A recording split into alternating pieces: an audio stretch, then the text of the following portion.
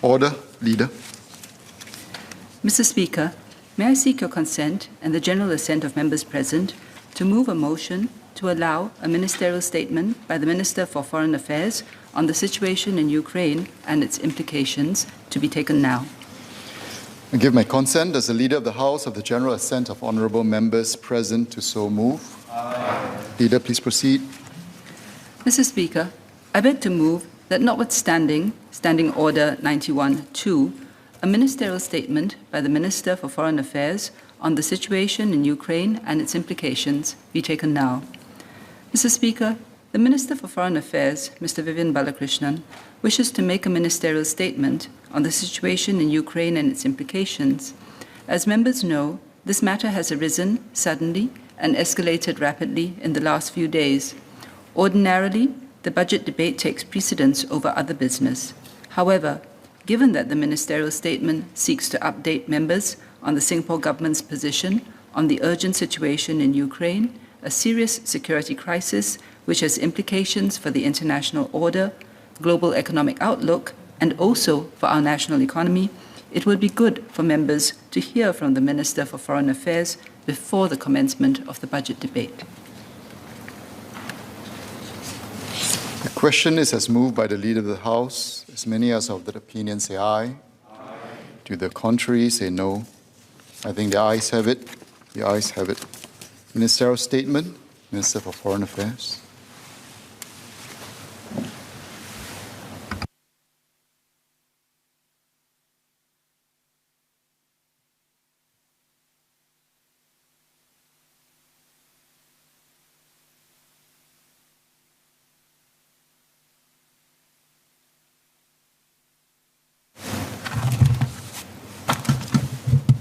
Mr. Speaker, sir, we are witnessing an unprovoked military invasion of a sovereign state as we speak. Ukraine is a large country with a multilingual and multi-religious population of approximately 44 million people. It has a long history with complex relations with Russia and the other states in the region. Ukraine became independent in 1991 with the collapse of the Soviet Union. Shortly thereafter, in 1994, Ukraine was persuaded to give up its nuclear arsenal, at that time the third largest in the world, by signing on to the Treaty on the Non-Proliferation of Nuclear Weapons. In return, Russia, the United States, and the United Kingdom, via the Budapest Memorandum on Security Reassurances, quote, reaffirmed their obligation to refrain from the threat or use of force against the territorial integrity or political independence of Ukraine, and that none of their weapons will ever be used against Ukraine except in self-defense or otherwise in accordance with the Charter of the United Nations, unquote. Words which perhaps ring quite hollow today. Since then, the Ukraine has faced considerable domestic political turmoil, exacerbated by the separatist movements and tensions with Russia. 20 years after the Budapest Memorandum, Russia annexed Crimea in 2014, whilst the world watched. Conflicts on the ground in Donbass have continued for the past 8 years, with episodic limited ceasefires. And beginning in spring 2021, Russia massed over 100,000 troops at its borders with Ukraine. In January 2022, cyber attacks were launched against the Ukrainian government websites. On the 21st of February 2022, Russia recognized 2 breakaway Ukrainian regions and announced that Russian troops would start performing what it called, quote, peacekeeping operations, unquote. On the 24th of February 2022, Russia announced the start of a special military operation in Ukraine. This was followed shortly by air, land, and sea attacks on multiple targets across the whole of Ukraine. Russian ground forces, including armored formations, rapidly entered Ukraine from the north, the south, and the east, and have reached the capital, Kyiv. Whilst Ukraine is far away from us, we are following the crisis with grave concern. Its economic effects can already be felt here, for example, in rising electricity and petrol prices. Minister Gan Kim-yong will address the economic issues later today. But these are not the principal reason the situation in Ukraine is important to us. The events in Ukraine go to the heart of the fundamental norms of international law and the UN Charter that prohibit the use of force and acts of aggression against another sovereign state. Russia's invasion of Ukraine is a clear and gross violation of the international norms and a completely unacceptable precedent. This is an existential issue for us. Ukraine is much smaller than Russia, but it is much bigger than Singapore. A world order based on might is right, or where the strong do what they can and the weak suffer what they must. Such a world order would be profoundly inimical to the security and survival of small states. We cannot accept one country attacking another without justification, arguing that its independence was the result of, quote, historical errors and crazy decisions, unquote. Such a rationale would go against the internationally recognized legitimacy and the territorial integrity of many countries, including Singapore. That is why we are a staunch supporter of international law and the principles enshrined in the UN Charter. The sovereignty, the political independence, and the territorial integrity of all countries, big and small, must be respected. Singapore must take any violation of these core principles seriously, whenever and wherever they occur.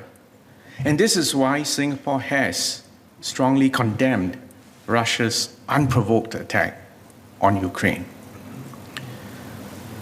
It is heartbreaking to see the heavy casualties and the loss of many innocent lives resulting from this unjustified attack and act of war.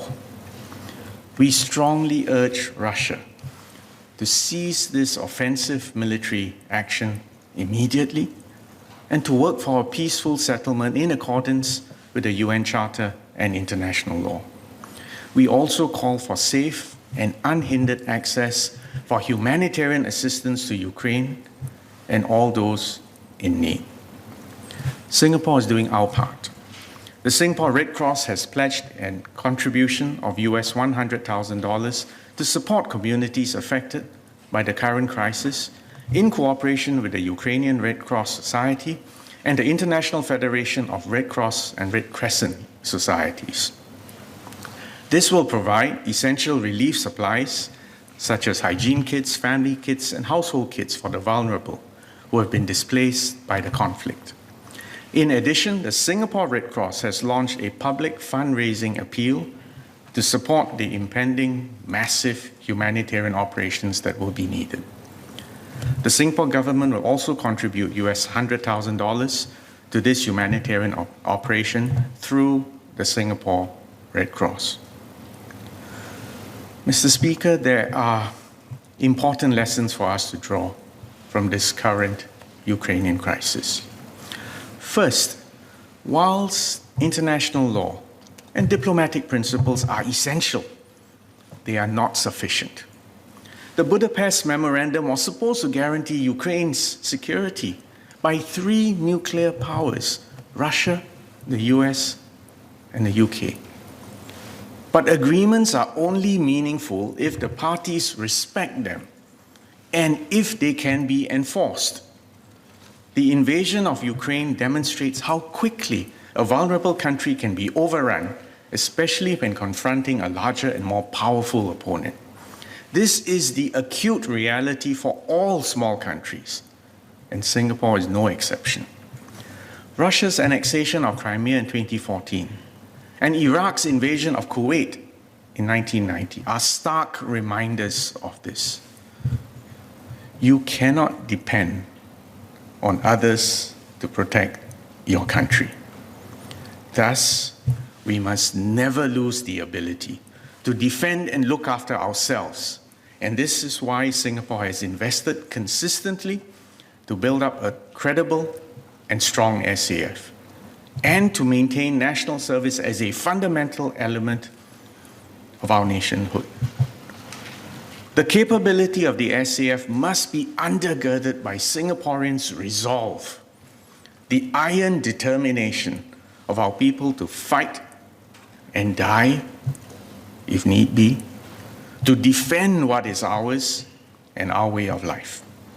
Without such capability and resolve, no amount of diplomacy can save a country. Second, it's all too easy for a small country to be caught up in the geopolitical games of big powers. Small countries must avoid becoming sacrificial pawns, vassal states, or cat's paws to be used by one side against the other. In a speech delivered in 1973, former Prime Minister Mr. Lee Kuan Yew shared his agreement with Julius Nyerere, the then president of Tanzania, who had said, "When elephants fight, the grass suffers." This is why we work hard to maintain good relations with all our neighbors and with the big powers. When situations arise, our assessments and our actions are based on clearly enunciated and consistently held principles that are in our own long-term national interests. Instead of choosing sides, we uphold principles. This is worth repeating. Instead of choosing sides, we uphold principles. Consequently, when we conduct our foreign policy in a coherent and consistent manner, we also become reliable partners for those who operate on the same principles. However, there will be occasions when we will have to take a stand, even if it is contrary to one or more powers, on the basis of principles, as we are doing now. Third, as a young nation, it is vital for us to maintain domestic unity and cohesion, bearing in mind how easily internal divisions can be exploited by adversaries, especially in this internet age and the advent of hybrid warfare. Dividing and weakening an opponent internally, overtly and covertly, has become the standard complement to conventional warfare. Therefore, our domestic politics must stop at our shores. And I thank all members of Parliament for adhering to this precept, and I would share that I've also shared this point with the Leader of the Opposition, Mr. Pritam Singh. Fourth, safeguarding one's sovereignty and national interests often requires some sacrifice and pain. The Ukrainians are paying the ultimate price for freedom with their lives and livelihoods. The rest of the international community that is taking a stand against naked aggression through sanctions will also have to bear some pain and pay a price. Singaporeans too must understand that standing up for our national interests may come with some cost.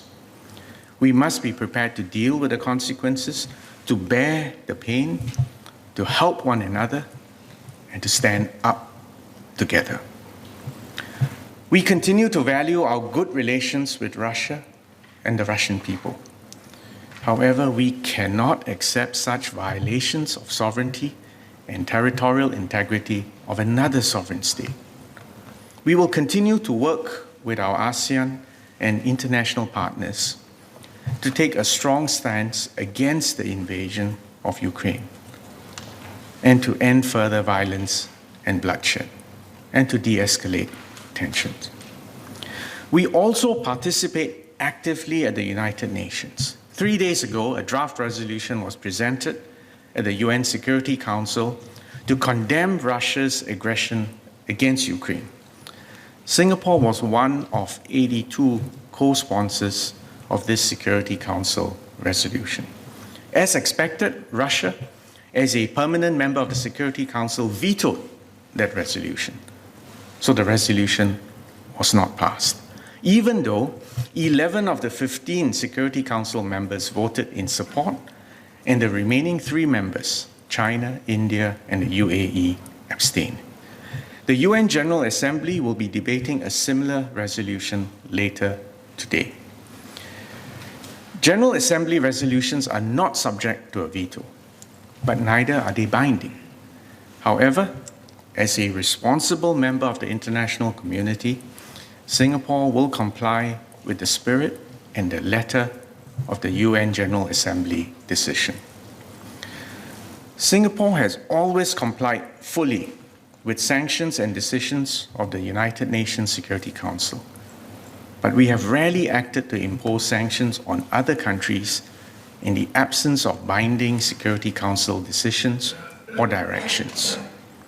However, given the unprecedented gravity of the Russian attack on Ukraine and the unsurprising veto by Russia of a draft Security Council resolution, Singapore intends to act in concert with many other like-minded countries to impose appropriate sanctions and restrictions against Russia. In particular, we will impose export controls on items that can be used directly as weapons in Ukraine to inflict harm or to subjugate the Ukrainians. We will also block certain Russian banks and financial transactions connected to Russia. The specific measures are being worked out and will be announced shortly. We must expect that our measures will come at some cost and implications on our businesses, citizens, and indeed to Singapore. However, unless we as a country stand up for principles that are the very foundation for the independence and sovereignty of smaller nations, our own right to exist and prosper as a nation may similarly be called into question one day. I note that Dr. Lim Wee Kiat and Mr. Zulkarnain Abdul Rahim have filed PQs on the current situation in Ukraine, and especially on the steps taken by MFA to help Singaporeans in Ukraine. And I'll be happy to address their concerns in a clarification after this, and if the concerns are sufficiently addressed, they can consider withdrawing the subsequent PQs and save time. Mr. Speaker, in the lead-up to Russia's military operation into Ukraine on the 24th of February 2022, MFA had issued 2 travel advisories on the situation in Ukraine on the 26th of January and on the 13th of February, respectively. We advised Singaporeans in Ukraine to leave as soon as possible by commercial means while it was still possible to do so at that point in time. Singaporeans in Ukraine were also urged to e-register with MFA so that we can render consular assistance to them. Following our first travel advisory, 7 Singaporeans left Ukraine by commercial options before the conflict erupted. Since the launch of the Russian invasion, another 3 Singaporeans have left Ukraine and made their way across the border into Poland. We are still in touch with 8 Singaporeans currently in Ukraine who are spread out across several cities, and we're aware of at least 1 other person whom we're still trying to contact. Singaporean safety remains our priority concern. And MFA has been in contact with them, and we will assist them wherever and however possible. We are also exploring options for them to leave the country if the situation permits. In the meantime, Singaporeans who are in Ukraine are advised to seek shelter in place, be vigilant, and to heed the advice from the authorities. Those who have not yet registered with MFA should do so immediately. Mr. Speaker, this is a time for us to come together and to stand up for principles.